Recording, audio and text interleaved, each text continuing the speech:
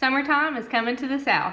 That means that we need our meals to be even easier. So we're introducing a series of Encore Meals, turning last night's leftovers into something completely new and delicious for tonight. Let's get started. Welcome back to Planted in the South. So what I have here is a staple all summer long in most Southern households. I have just a little bit of pulled pork.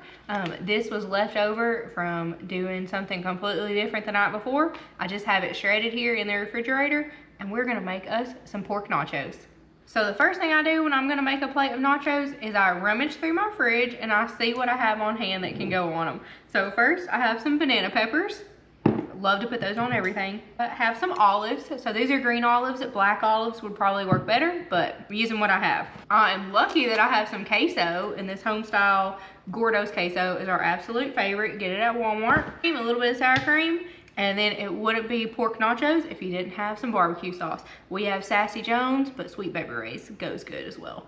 And that's gonna be all of our toppings. I rummaged around in the pantry. I didn't find too much else that I think was gonna be good, so this is it. So first, I'm just going to start off by dicing up some of my banana pepper and some of my green olives here. Other than that, that's really all the prep work I have to do. And you know, if you wanted to be really lazy, just pluck these out of the jar and throw them on top. So on my little baby cutting board, I just have a handful of banana peppers and a handful of green onion. Ooh, these are not green onions, they're green olives. Green onions will be good, but they're not ready yet in my garden. They'll be showcasing soon. So just take these and just dice them up as big or as small as you want them. And while I'm doing this, go ahead and preheat your oven to 350 degrees. Now that I have my banana peppers and my green olives chopped up, I'm just gonna set them to the side. And I'm going to get the base of my nachos ready. Tostitos, best chips there are. Just gonna put how much ever I want down on this little sheet pan, and I line mine with foil. Easy cleanup, okay? I don't have time to cook. I don't have time to be cleaning all night either. And this is how many ever I'm gonna eat, because this is my version of a girl dinner, okay? I need something salty with some substance. Some cheese and crackers and some chocolate is not gonna do it for me. But nachos will always do it for me. So I'm just gonna lay those out. I like mine to have some overlap, but if you wanna lay them all out, one level, one layer, that's fine. So just lay out how much ever you're going to eat. This is not one that really goes well the next day. So this is Encore dinner, but there is not a second Encore with this meal here. So just keep that in mind when you're making your plate. And your eyes are always bigger than your stomach. My mama's been telling me that my whole life, so less is more. So while your oven is heating up, just before it gets to 350, or if it's already there, pop these in for about 5 minutes and let them get a little toasty. Ooh, toasty.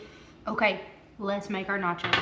Here, total creative freedom, but the main thing you should probably get on there is your meat. So go ahead and put it on first so you don't forget, because that happens sometimes. So this is kind of shredded and diced. And I like lots of meat, like I said, so pile it on there. Would not recommend feeding this to like a large group of people because you're like touching everything, but you know, this is from me and I don't care.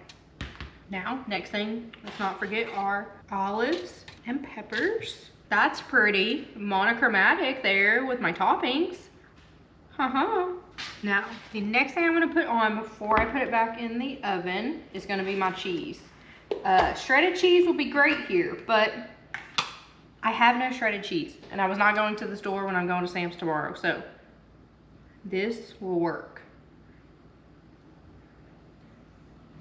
Let's put it back in the oven about 10 minutes. Make sure you keep a watch on it. If it's getting too brown around the edges, go ahead and pull it out, but 350, 10 minutes should be about right. And this is what it looks like straight out of the oven. It smells so good. It's looking crispy, crunchy. Everything's heated through. That's what we're looking for. Now let's add our final toppings. I have some sour cream. If you don't like it, don't use it.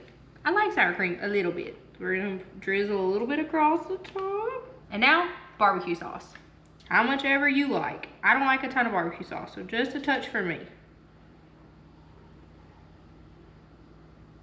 Now, if I was really being stingy on my dishes, I would set this over here in front of me and I would eat it right off this, but I'm a little civilized and I have a dishwasher. So throw this on a plate This is definitely 2 servings.